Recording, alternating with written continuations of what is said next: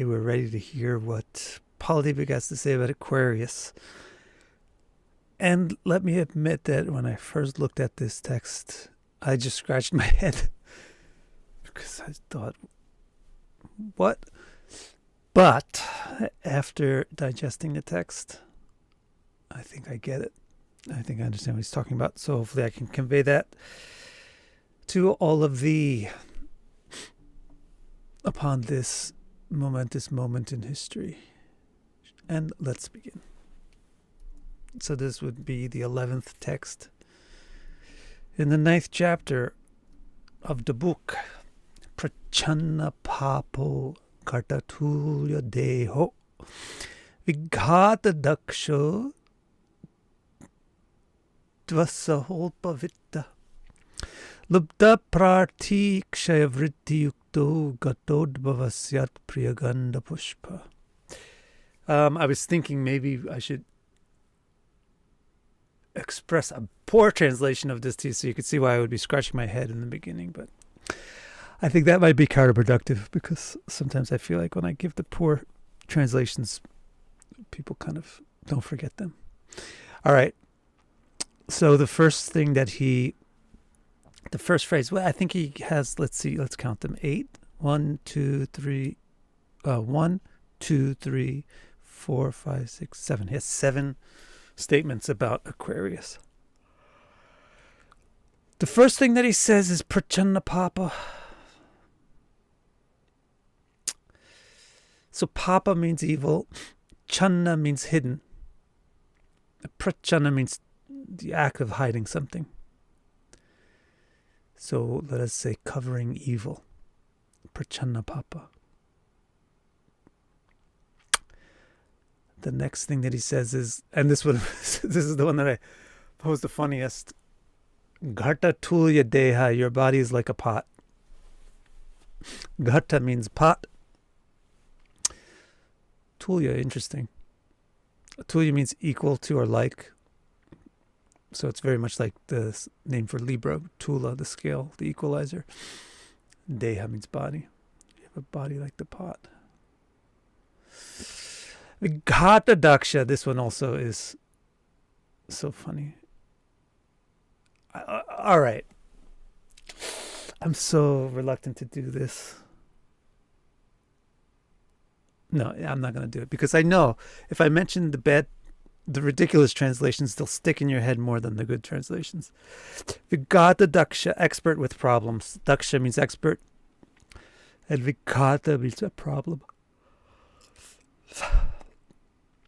Fourth thing, adva saha alpavitta. Adva is a road. Vitta is wealth. Alpavitta means not much wealth or not many possessions or light possessions. Saha means with.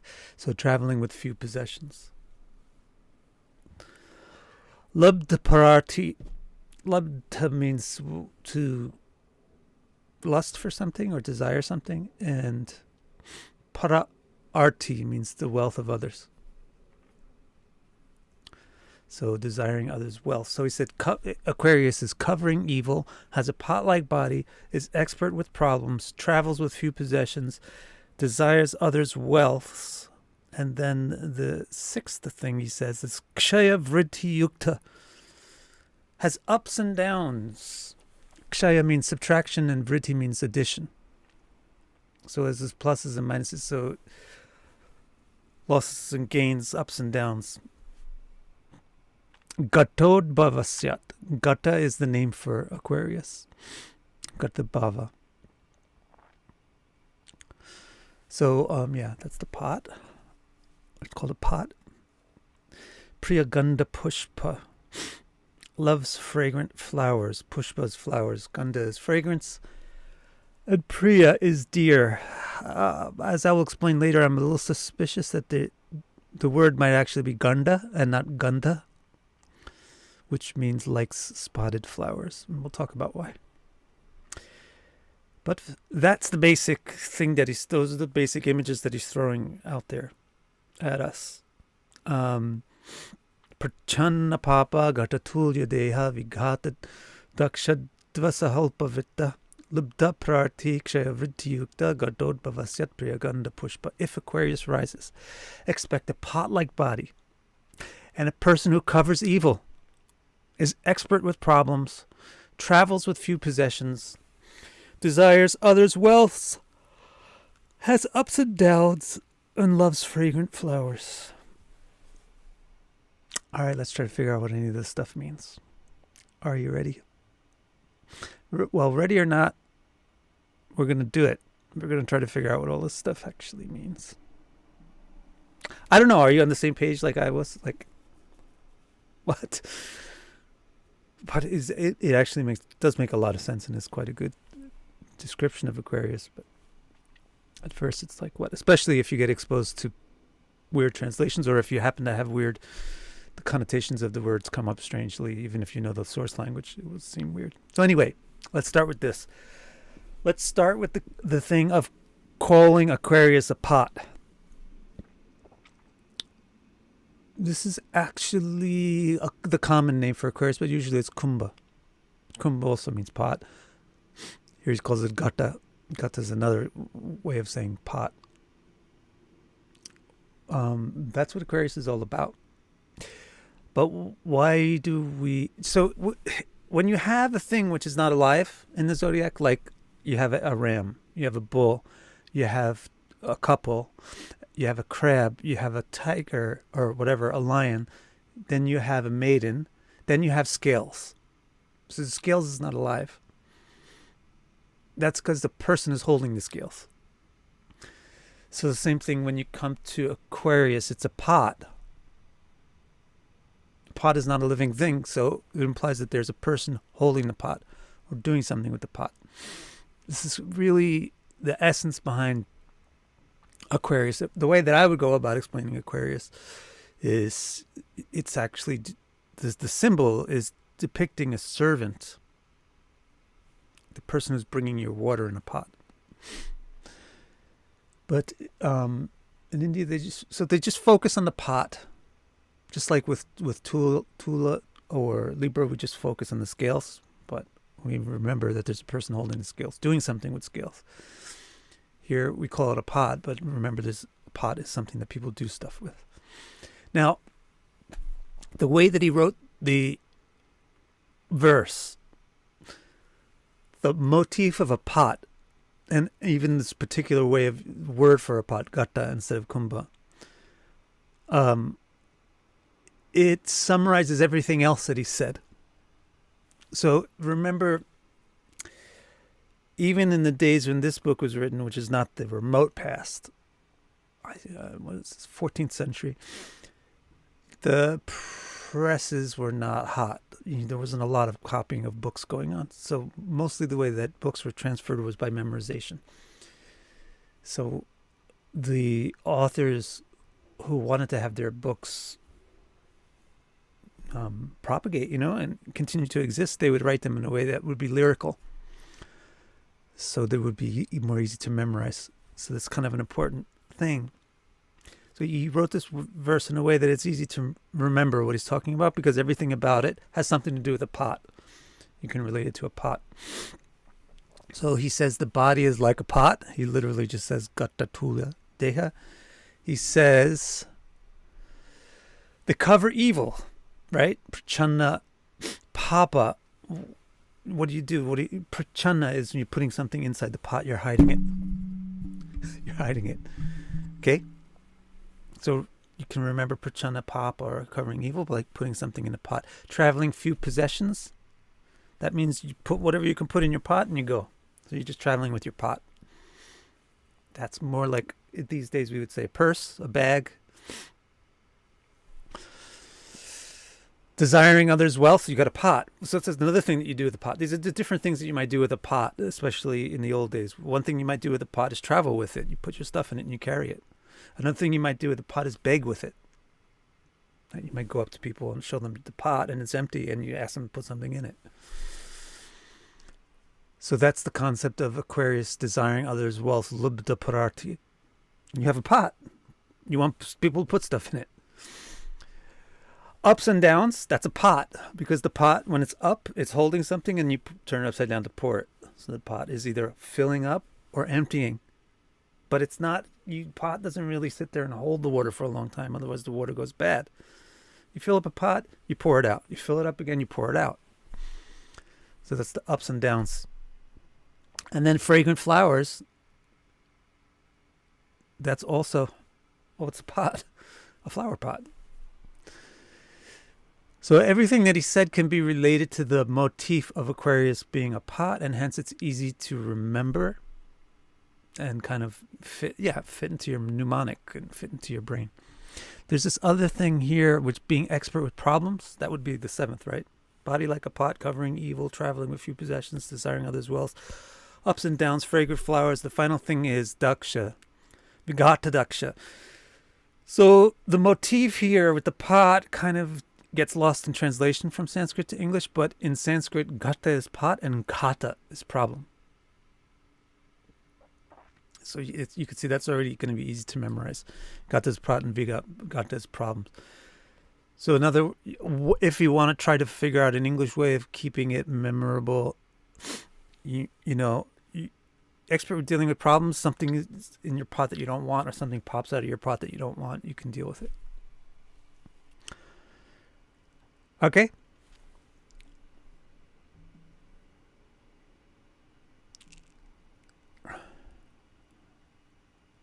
Oh, that's correct. There's no daylight savings in the east. So the time changed for you fellows, didn't it? This makes it what? 1 hour earlier for you peoples? Well, I think that is what it is. All right, so let's move on. Body like a pot. Gata tulya deha. What the heck does it mean that your body is like a pot?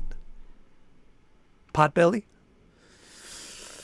No. So I know it seems like, or at least for me, my first way to try to digest this information was to try to think of the shape of a pot. I was just assumed that it's a body shape.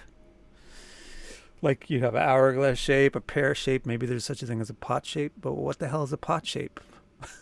Like a pumpkin body? I don't understand. What kind of pot? Pots come in many shapes too. I mean, if it's a Japanese pot, you could be like an hourglass, like a pear hourglass. I don't know. It's a pot shape. But I quickly gave up on that. I did do a quick check on famous Aquarius risings to see if they look like a pot. And however, they did not. I quickly abandoned the idea that he's trying to convey to us a shape of a body. Then I just thought about, what would I think about Aquarius, knowing that it's Saturn's air sign. There you go, bingo. Now all of a sudden I understand pot. Then it rang true. So I don't know. Some of you have taken, I think it was my 102 class on the Vedas, where we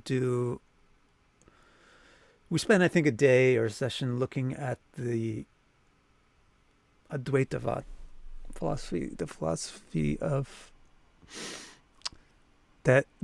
that in reality there is no distinction between anything. Everything is absolutely one. And in that philosophy, the way that they try to sensibilize it is because it's nonsensible that from something which is indivisible, some things can be divided. So the way that they try to make sense of it is they come up with two or three analogies to try to explain it. And these analogies are famous Indian analogies because from Shankaracharya. They're from Shankaracharya. Shankaracharya is an important figure in Indian history. So it becomes a part of Indian subconscious, what a pot is. A pot is a way that you can enclose space. So see, space is an indivisible thing, right? And it's one thing everywhere. It's the same space. But you can close off a bit of space and make it separate from the rest of the space. So that's how they explain how you can get individual individuality from homogeneality. The problem with that is what the hell is the pot? What is it? Where does the pot come from if everything's one? There's no pot to begin with. But anyway, that's a different study. We just want to study Aquarius right now. The concept of the pot is something that holds space. So if you remember with all the previous rising signs, he relied a lot on Ayurveda. The author of Mantreshwara relied a lot on Ayurveda to explain the physical effect of the signs. So you could just encapsulate in a short statement a lot of information by referring to some kind of an Ayurvedic thing. Like he said that Capricorn was Vata Ardita.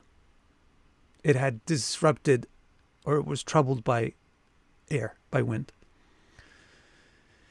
And that made sense to us, right? Because Saturn is Vata.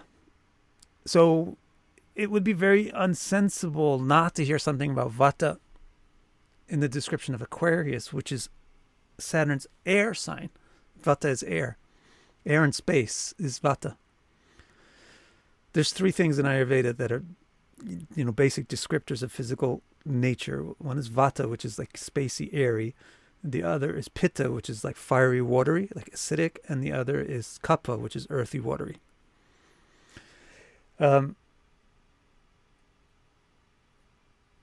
So this is where the description for Vata is. In India, the pot metaphor is always used to explain how space, a single entity,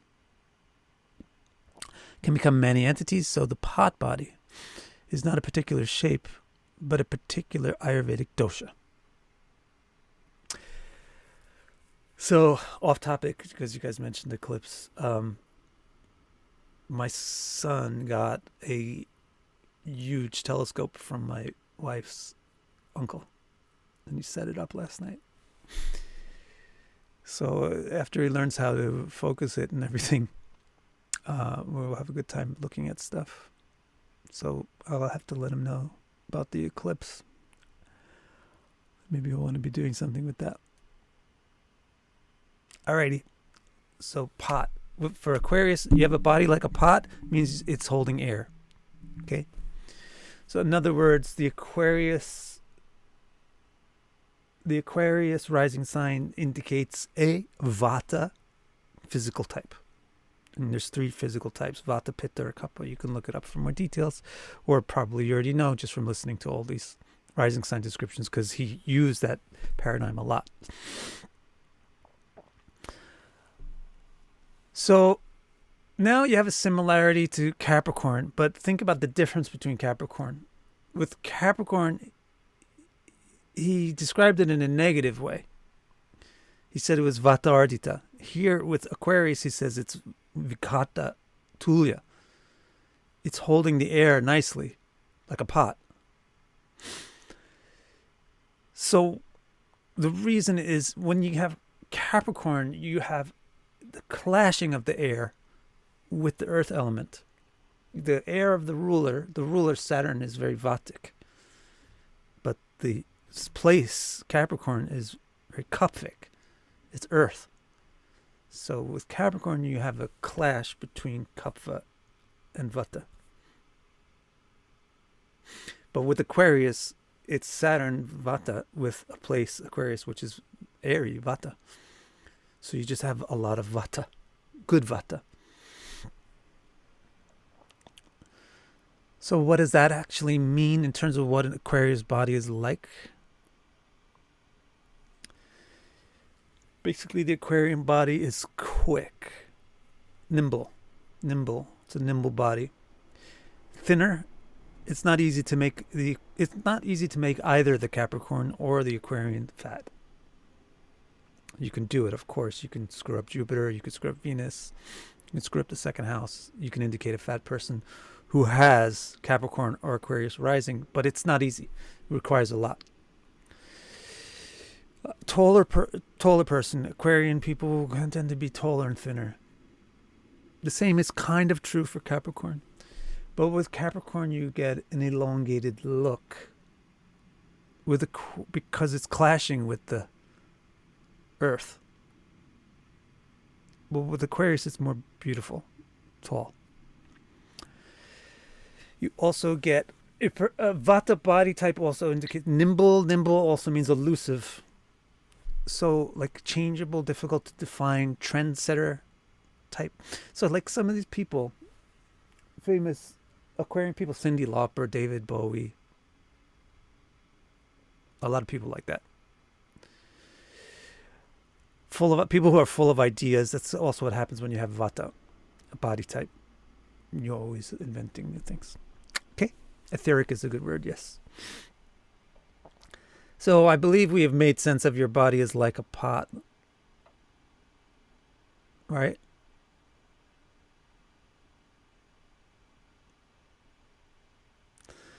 Now we'll move on.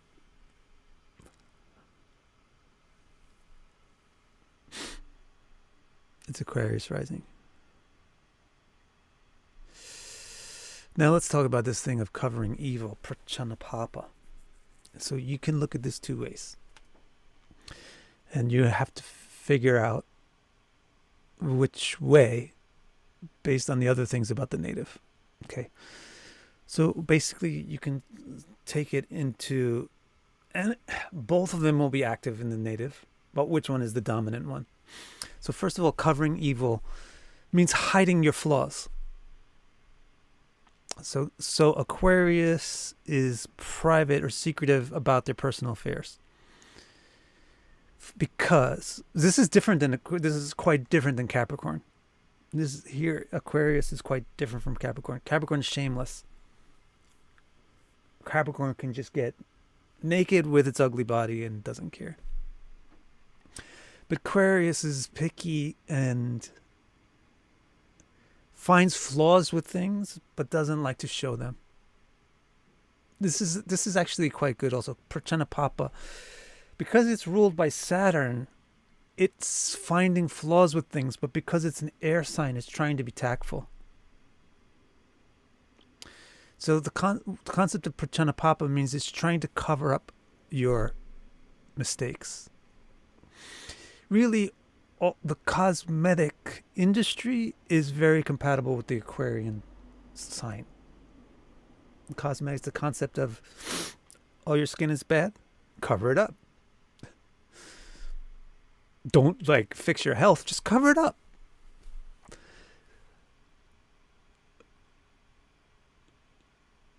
So that's what he's talking about with prachanapapa. That's one aspect of it, is trying to cover your flaws, also trying to cover your friend's flaws, trying to cover everybody's flaws. Because you're aware of the flaws, because you're a little picky, but you're also kind of nice. Because you have Saturn ruler, so you're picky, but you have an air sign, so you're kind of nice. So you're always seeing the flaws, and you're trying to hide them or cover them up. So this can imply lying about your own mistakes or misdeeds, or lying for other people. And also, relying a lot on makeup and all that, clothes. So you also find a lot of people that are really into fashion and stuff, and makeup. Come from Aquarius rising charts. The other thing is covering up evil can mean sealing it. Like you put something in a pot, you jar it, you bottle it up.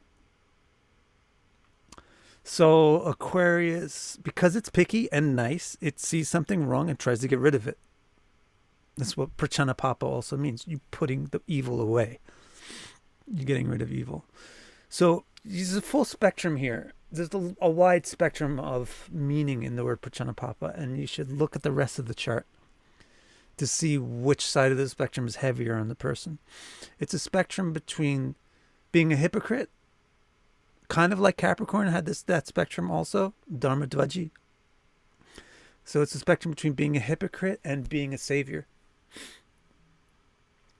On the theme of trying to put evil into a hidden place. Trying to not focus on the evil. Awareness of the evil, but trying to become unaware of it.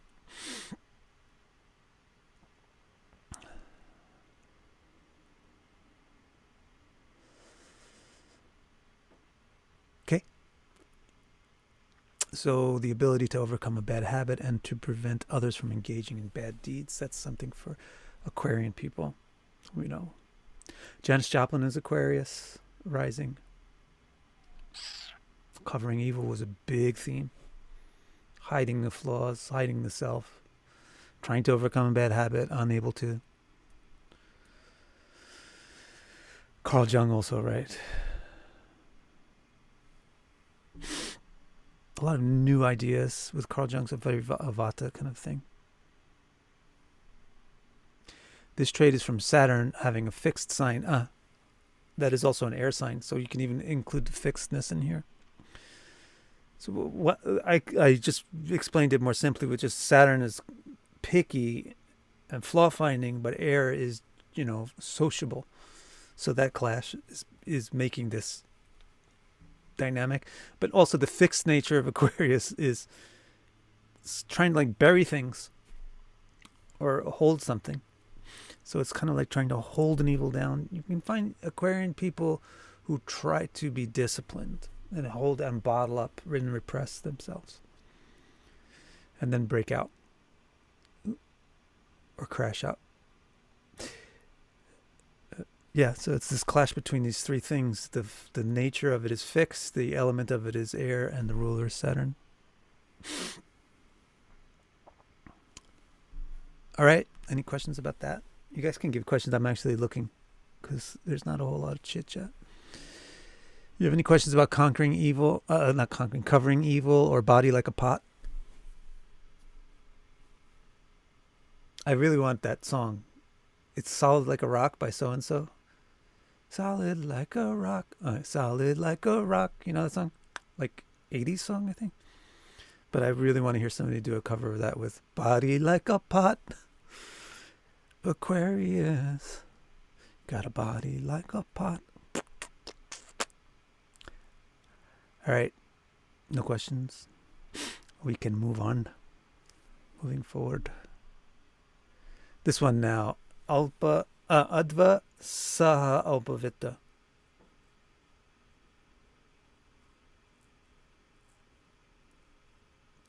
Kate. Could a different meaning of Gata be meant? It is translated as intensely busy by Monia Williams. This has me curious. I'm going to look up Monia Williams right now.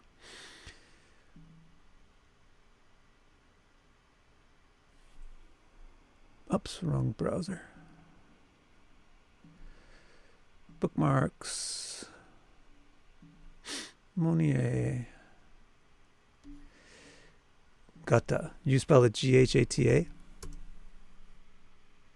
No match found. How do you want to spell it? Would you want to spell it with the correct T? Intensely occupied or busy with Gata. From Panini.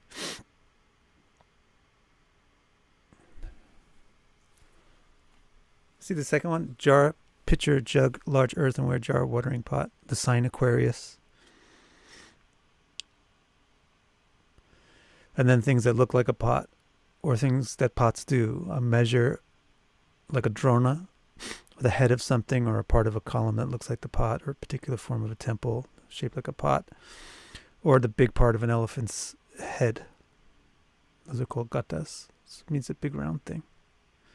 Gata shape maybe means rounded, but it would be weird because Aquarius is Vata. You don't expect roundedness. So you just have this weird definition from Panini of Gata, male, female, or neuter, meaning intensely busy, intensely occupied or busy with. Locative. So this is a very specific usage of it, like Gata Yasyati. The word itself means a jar or a pitcher. But if you're using it in that one particular grammar locative, especially if it's in female or neuter gender, then it can have this other meaning. So I don't think there's any reason to think that he's calling Aquarius intensely busy, but there's no harm in realizing that when you have a pot, you get busy putting stuff in it and taking stuff out of it.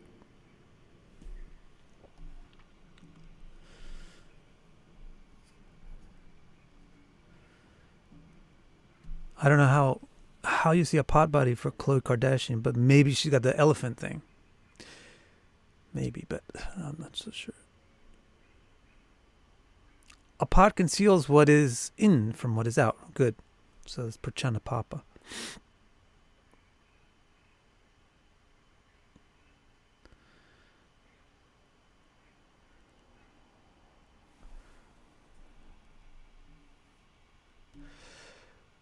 All right. We'll move forward and look at this next thing. Traveling light. So this trait arises from the clash between Aquarius being fixed, yet being air. You have a fixed air sign. So that's a clash. That's a very interesting clash. It's like actually Saturn's other sign. Saturn got bad real estate. Typical. Gets the last real estate furthest away from the royalty. It's not really the most desirable real estate at all, is it? That's why it's the last stuff left over. Both of the real estate is clashy. The one of them is a cardinal earth sign and the other one is a fixed air sign. What? So in one you have earthquakes and the other one you have stale air. But Saturn knows how to deal with that stuff. It's a crocodile. Saturn is crocodilian. Knows how to deal with any situation. They make the best out of anything. So here you got fixed air. So you got air wants to be moving. Air is always moving. But fixedness doesn't want to move. Fixedness wants to stay still. So there's going to be a problem about moving or staying still. Yeah, let's read this verse. I think I wrote it out pretty clearly. When staying in one place, they feel bored from a lack of new ideas and new interactions. So there's a lack of air when you stay in one place. Air brings new things, new experiences. So when you're fixed and you stay in one spot, but if you're air fixed, you don't like that because you feel like there's no new breath. There's no fresh air. Then when you go out in search of new ideas and interactions, then you feel the lack of amenities and conveniences that you had at home. When you're fixed, you're not getting a whole bunch of new experiences, but you're comfortable. You have everything regular. You have all your stuff. So Aquarius is both fixed and airy. So when it's staying at home, it wants to go out, but when it goes out, it wants the stuff that it had at home. This is also hell if you're an artist, which a lot of Aquarian people wind up being, and you do all this traveling. Like a Janis Joplin, a Jim Morrison, Aquarian people. When they're at home, they wish they were on tour. When they're on tour, they wish they were at home. Life sucks both times. So they are impelled to travel, but when they do, they feel they have not brought along enough stuff. So their pot bag is not big enough to carry everything they need. So you'll find them leaving with few possessions and then like accumulating stuff on the road. Now that happens physically, but it also happens intellectually and emotionally. This dynamic is also important in Aquarius on the intellectual and emotional levels. On the intellectual level, this is one of the real trademarks of Aquarius, is this concept of traveling light. So how does it look? What does this look like intellectually? The Aquarius native doesn't like to be bored, ideologically bored. And sticking to one idea or sticking to one way of seeing things gets boring right away for them. So they like to go out looking for new ideas. Aquarius is actually well known for this trait. You're curious. Curious. They're curious for stuff. But the problem is it's a fixed clash between fixedness and air. So the problem is when you get bored with stuff easy, then you also get bored with the new stuff right away. The new stuff becomes old right away. So when they're out searching, they're inconvenienced by a lack of certainty. When they're out searching, they wish that they had something that they could rely on. They cannot derive many definite conclusions from their searching. This is the problem with Aquarius. It starts to look a little bit like Pisces, but it's fundamentally different. There's different. It looks the same on the outside, but it feels absolutely different from the inside. The Pisces compared to Aquarius. But both of the signs are like curious and looking into a lot of information. But the challenge for the Aquarian native is, why don't you eventually say 2 + 2 = 4, so 4 is the answer? Why do you keep looking for other ways to solve the 2 + 2 equation? Why can't you settle on something, anything? What's your aversion to coming to a conclusion? What's your aversion to being fixed? What's your aversion to making a decision? So that kind of looks like Pisces, doesn't it? It does not look like Leo. It does not look like Capricorn even. But it does look like Pisces. Maybe a bit Virgo. But it feels different than Pisces. Pisces is more studious about it. Aquarius is a little more frantic or Vata-ish about it. Similarly, they search for new emotional experiences, but don't often find ones that satisfy them. So that's the thing about Aquarius, and the whole thing of newness, new feelings, new experiences sounds great, but it's not great. Because the only way that you can really enjoy a meal is to sit down and eat it slowly. But if you're averse to sitting down with something and being slow with something, then you might run around to 50 different restaurants, but you won't enjoy a meal.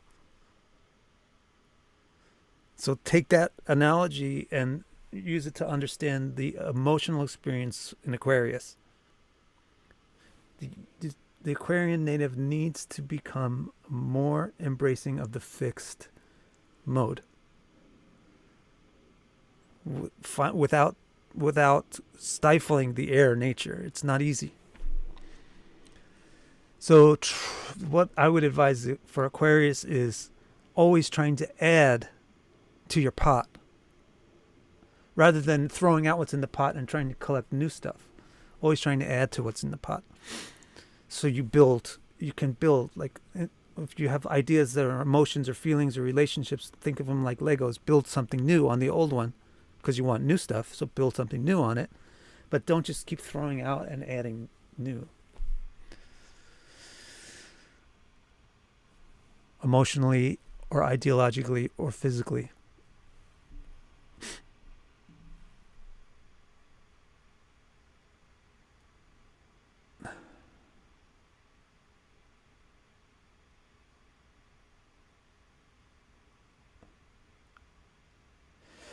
Inside your bones is a Leo Sun, Aquarius rising. That's interesting. I feel your pain. I'm a Leo Sun, Capricorn rising.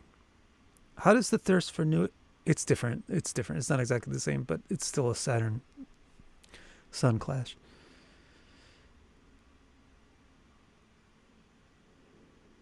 I don't know. Hopefully what I just said helps.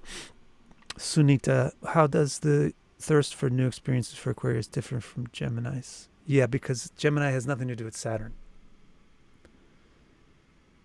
So this is why you have Janis Joplin, Jim Morrison, Cyndi Lauper, even like those kind of people.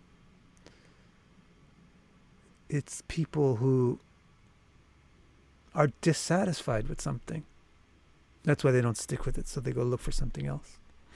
Gemini is just like, ain't that exciting? This is exciting. Yay. That's exciting over there. Let's go over there. So that is also a good point. Aquarius and Gemini kind of look the same because they're both air signs. But there's a kind of a happy face in Gemini and a sad face in Aquarius. Underneath, inside the pot.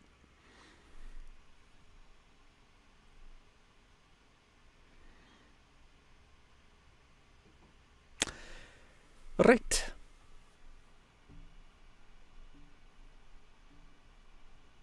let's have a look at the next thing. Desiring others' wealth. See, this is actually, to be honest with you, when I saw this definition of Aquarius, I thought, this guy hates Aquarius people. Why did he write this? It sounds so negative. He hates Aquarius.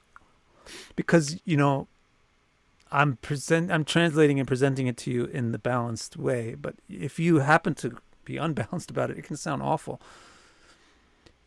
Got the Papa, you're a hypocrite. You have a body like a pot. Like, what does that mean? Your pot belly? You live on the road. You live on the road and you don't have money. Alpavita. So it's not an easy sign. But it's not totally negative. All right, let's look at this one now. Desiring others' wealth. Libdaprati. Since Aquarius is often searching, it's very related to being on the road without money. Advasaha Alpavita, being on the road without money or traveling lightly. Well, then when you're out there, you don't have your toothbrush because you're traveling so light. Well, you need somebody's toothbrush. Somebody has to give you a toothbrush. Now you want somebody's toothbrush. You see? Since Aquarius is often searching, they may find things interesting. They find many things interesting and desirable. This leads them to desiring what other people have. It may be a tangible wealth or intellectual or emotional wealth. This means they're jealous. But Aquarius doesn't come across like a jealous person because remember, they hide evil. They hide flaws. Aquarius easily hides flaws. So Aquarius doesn't project an envious face. But the Aquarius inside needs other people's stuff. So it's kind of a quiet, secret jealousy that motivates their actions.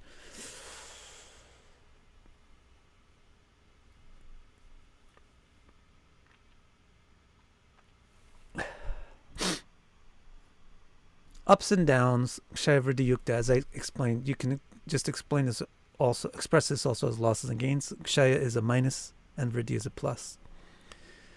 Kshaya Vriddhi, pluses and minuses, ups and downs, income, expense. This trait arises from the clash between air and fixedness again. Because fixedness is a plus and air is a minus. So fixedness is stability. Stability allows growth. Fixedness is fertile. But air is movement, which is about exchanging and expending things. So air will disperse things and fixedness will collect. So in Aquarius, you've got both of those things present. It's an air sign that's fixed. So you have a dispersive element with a collective nature. That's why it's symbolized by a pot. Because what do you do with the pot? You collect and pour. You collect and pour, you collect and pour, you collect and pour. So, practically, for interpretation and predictions, you can say that Aquarius natives are more the types that have ups and downs financially over the span of their life. So like maybe in their 20s they're really poor, and in their 30s and 40s they're really rich, and in their 50s they get poor again, and then in 65 and on they get wealthy again. That kind of ups and downs. That's one way that it can work. You could also see Aquarius as the person that is just filling the pot and pouring it, filling the pot and pouring it. A pot is not for keeping long term. If you try to keep your water in a pot long term, you get mold. You get algae. So a pot is a short-term container, and you pour it out. So you can see the ups and downs things also means income equals expense. The people, regardless of how much money they're making, they're spending just about the same amount.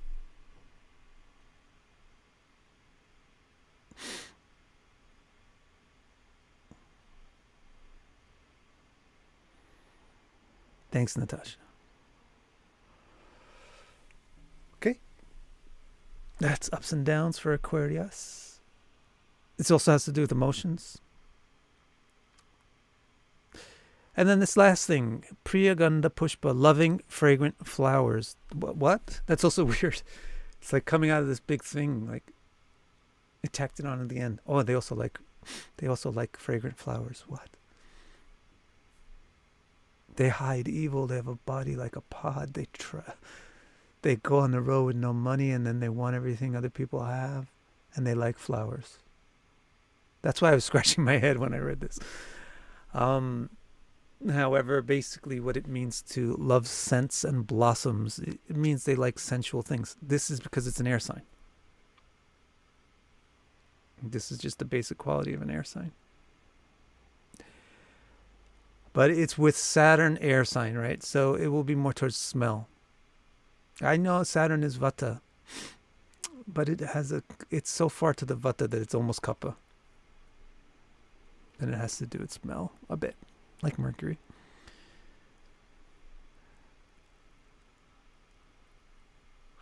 Natasha has Mercury in Aquarius. So there you really get the scent of flowers. I mean, everybody likes the scent of flowers. Everybody has ups and downs. But he's saying this rising sign is particularly likely to have it more than average. Loving fragrant flowers or loving scents and blossoms. It also just means they like smells. They like visuals. So they like the senses because it's an air sign and air is sensual. Now, as a result, you will usually find Aquarius people well dressed, even though it's a Saturn sign. It's a fixed air sign that belongs to Saturn. So they'll usually be well dressed, but because it's a Saturn sign, they will probably not be conventionally dressed. Like the black wedding dress, something like that. So they tend to pioneer fashions. They tend to pioneer a way of looking. Like David Bowie, Cyndi Lauper. Now there's another thing here. I'm suspicious that maybe the word is misspelled as Gandha. So it's very plausible that it would not be Gandha, but it would be Gandha, lower N, lower Da, which would mean spotted flowers, or cracked flowers, or creased flowers, or flowers with a mark. This actually would make a lot of sense. And it would be similar to what we saw in Capricorn. So the spotted flower as a motif for Aquarius is similar to the elderly lover as a motif for Capricorn. Remember, Capricorn's motif was the elderly lover. It likes the elderly lover. Conveying the sense of it sees beauty in imperfection, or it allows imperfection in the beauty. This is probably what he means with spot. He probably means spotted flower. The Aquarian nature is it sees imperfection, and it therefore it like commiserates with or sympathizes with the imperfections. So it's attracted to imperfections. It likes the flower that has spots. It's not a perfect or a pure flower. It likes a flower that has spots.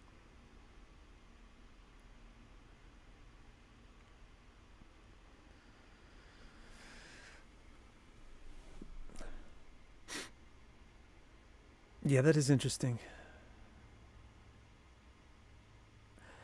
Eddie asked why the symbolism of water used with an Aquarius pot. Hence the name Aquarius. Means carrying water. Aquos, something or other from Greek, means the water carrier, which is a pot. A pot carries water.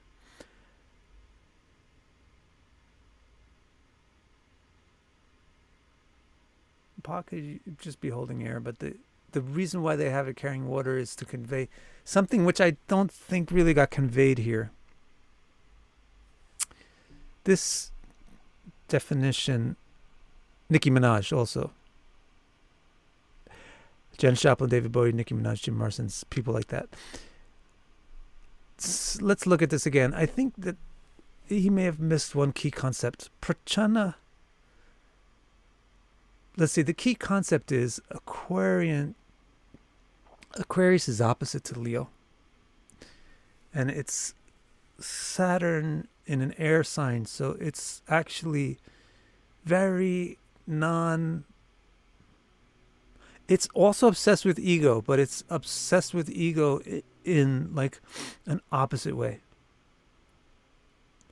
It's not really enamored with ego. It's kind of disgusted with ego.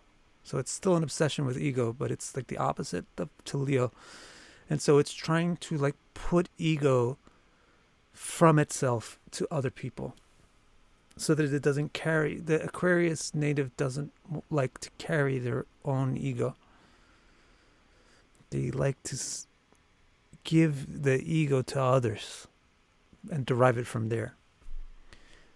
So in other words, Aquarius as a sign has a lot of servitude to it, or humility built into it. That's one of its great assets. And I think he missed that.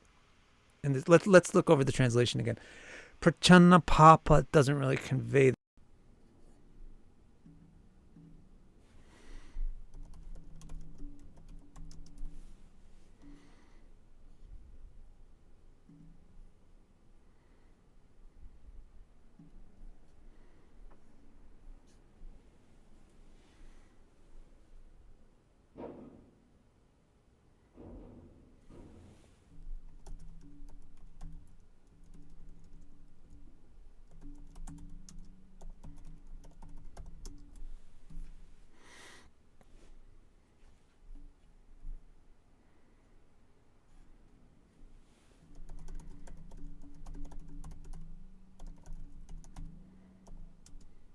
Oh, you can hear me? But it doesn't look like you can see me. That's probably better. You can hear, but can't see, right? What to do?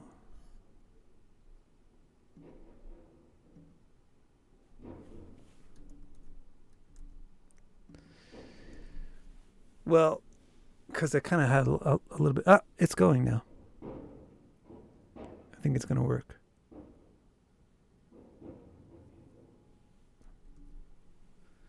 Oh, I see it's broken over here. Just a minute, okay?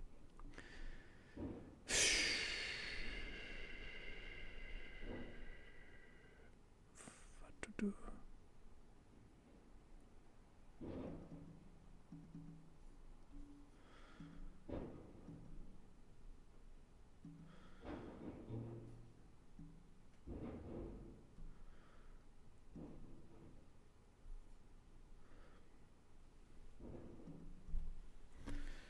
Yep. Oh, it's black. Okay, look at that.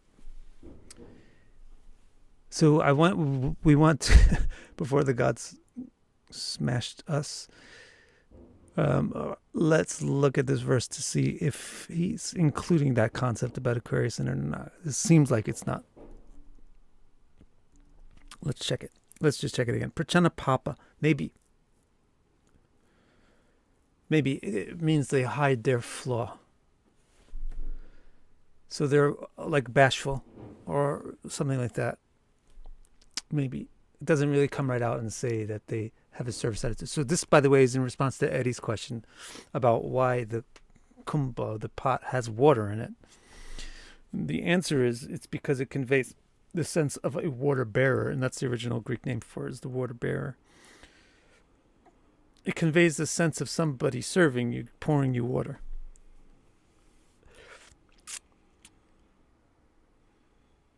Which is an important part of Aquarius, is the kind of the willingness to be servile. Is it in here? Gata Tulya Deho. I have no idea. I don't think so. I think that's just about Vata. Vigata Daksha. Vigata Daksha. Oh, we didn't talk about this, did we? Expert at covering problems. Expert at dealing with problems. I skipped that. Expert at dealing with problems. Unfortunately, I didn't prepare that one. So that's another thing about Aquarius, which could be translated as expert at killing people, because Vigata might also mean causing problems. But I don't know. Vigata Daksha is excellent, expert in dealing with negative situations. Just like I said, that's basically the nature of Saturn. It knows it's like a crocodile. It can deal with anything. Advasaholpavita. No, again, it has a humble sense, but he's not really saying it. Lubda Pararti really is kind of not at all like that. Kshaya Vriddhi Yukto doesn't seem directly to talk about the service. Priyaganda Pushpa. It seems to be lacking from this description. Hence, you'd have the question after we go over this verse of why is it a water pot? But it's because Aquarius people, it's not just Prachana Papa, it's also like Prachana Atma. They tend to hide themselves. So, well, what about all these famous, Nicki Minaj, like, maybe we would have to look at her chart to find out why she's a little bit unusual as an Aquarian. But the rest of the people that are like Janis Joplin's, David Bowie's, they don't really have an easy relationship with their fame. It's more like the fame is something that they have to get because they want to accomplish something else, which is some kind of form of communication or something.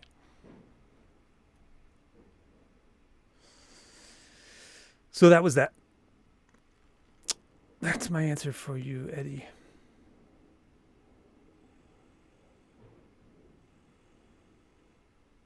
Eddie also asks, is it okay if these descriptions are used as a general outline of what a Leo rising would prefer to partner with? Well, yeah, you could see that a Leo rising would like a person that would be accommodating. Aquarius is accommodating. Prachana, that means accommodating. They have room. Gata, they're accommodating. But don't forget that there's different kinds of Leo risings that have different moon placements, for example. If the moon is in a position which is not congruent with Aquarius, then they might not really like the Aquarian person so much. They might like somebody else better.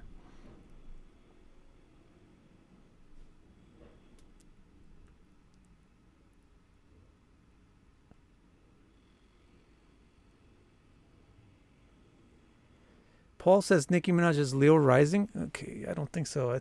I heard that she has. Let's look it up because she seems weird. Let's look this up. Nicki. This is with a C, right? Nicki Minaj birth chart.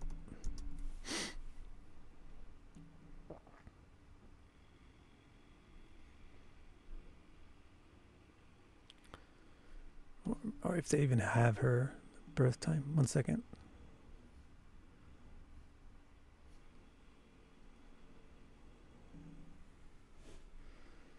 This is the thing with the rising signs. Yeah, it's a C reliability, so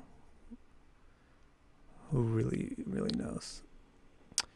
It's supposed to be Aquarius, though. With the C reliability, it's somebody decided that it was in the middle of Aquarius. But her actual birth time is not known. Nicki Minaj, I don't know, she's pretty plump. I think she's more likely Pisces or even Capricorn because she's so blunt. Maybe it could be Capricorn or Pisces, or it could be on the other side of the zodiac entirely. Who knows? We don't know her birth time. So good. That explains why Nicki Minaj is weird. Like weird in terms of Aquarius doesn't really kind of fit.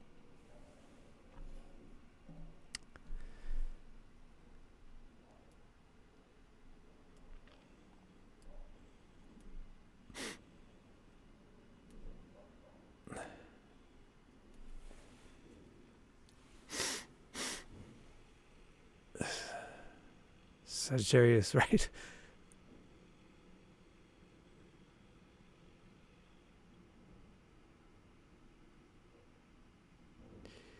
Kate asks, is it definitely Kata and not Gata? Oh, thank you again. Oh, wait, she's asking a question. 1 second. Is it definitely Gata and not Gata? Yes, it's definitely Gata. Gata is also in the verse, Vigata. Gata is a problem, like a wound, right? But Aquarius is Gata, and one of the qualities of Aquarius is Vigata Daksha. Sama asks, what does it mean to have Mars in Dhanishta Nakshatra? In Aquarius in the first house. Give me a second.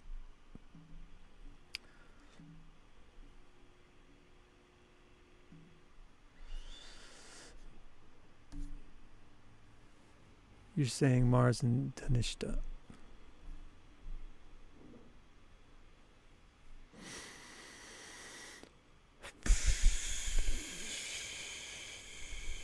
I mean, if you're going to get specific, then you would also maybe start to getting quite specific. Then that's the thing. Whenever people start to get specific, I always wonder, why not go all the way and be entirely specific? What Navamsha, for example, what aspects as the ruler of what, with what conjunctions, etc. Because if you're going to start to get specific, then get specific.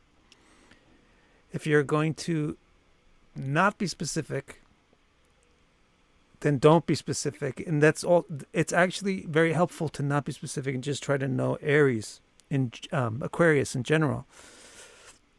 So then you can just apply that, whether it's Aquarius and then Navamsha or whatever, Varga, or whether it's the ruler of some planet in Aquarius, no matter what, the knowledge that you have about Aquarius can apply. So it's more useful to be general. But if you want to get specific, I think you have to break out the whole chart. But just with the level of specificity that you have, Mars in Aquarius, Dhanishta, my gut instinct is to say problems being too desirous of particularly, problems being too desirous of material things.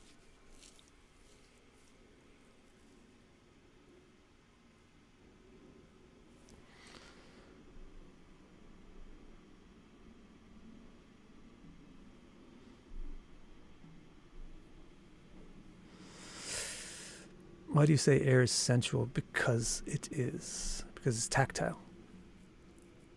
Earth is fertile. Air is sensual. The main qualities of the thing is that air moves and interacts with things. So air enables intercourse, interaction, and friction. So air is the tactile sense. So it's sensual, especially tactile sensuality.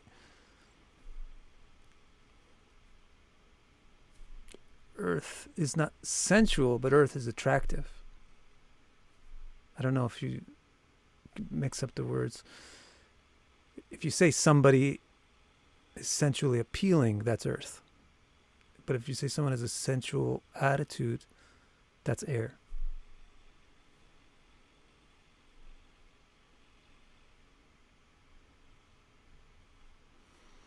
What role does the Navamsha rising sign have in the Lagna chart's rising sign? It's the subtext of the rising sign. Why do we call truth blunt? We don't. We call bluntness blunt and truth truth. Money hungry, somebody said that. Like can I become famous with this placement? Yes, you can certainly you definitely have the drive for it. But there's a lot of other stuff that's important.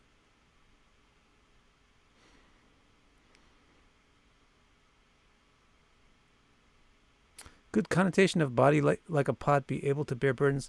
I think the connotation of body like a pot is that you have a vata body. Can Aquarius bear burdens? Prachanapapa is pertaining more to that. They can tolerate evil because they put it away.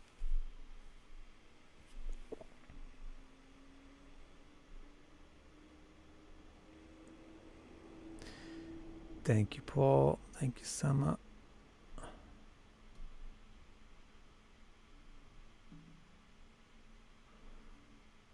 The Earth's ooze. I don't know what that means.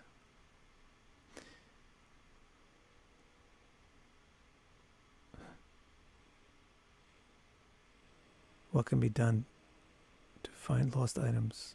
I don't know. Do you consider Aquarius a karmic sign? I don't like when people talk about that. Every sign is karmic. I don't know what karmic. I first have to try to figure out what people mean by karmic, because from my background, karmic pertains to karma, which is everything. But I don't know. I guess the New Age people have a different expression of the karmic. I have no idea what they mean, so therefore I can't comment on it.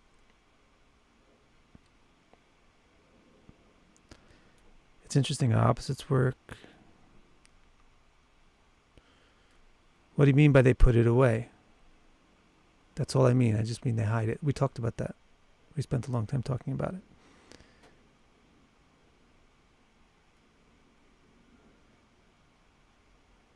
Yes, I do. Okay, fellows. Time to go. Thank you for this interesting stroll through Aquarius. What do I mean by karma is everything? I mean that karma is the cause of all effects. That's the definition of karma. Saying something is karmic means that it exists. But I think what people are talking about, people who are not educated about what karma is, when they say karmic, they kind of mean fated, right? Or something like fated, or which means to them like doomed or unavoidable or something. I don't know. I would rather have a person explain to me what they actually mean without using the word karmic. Thanks so much, Ayo.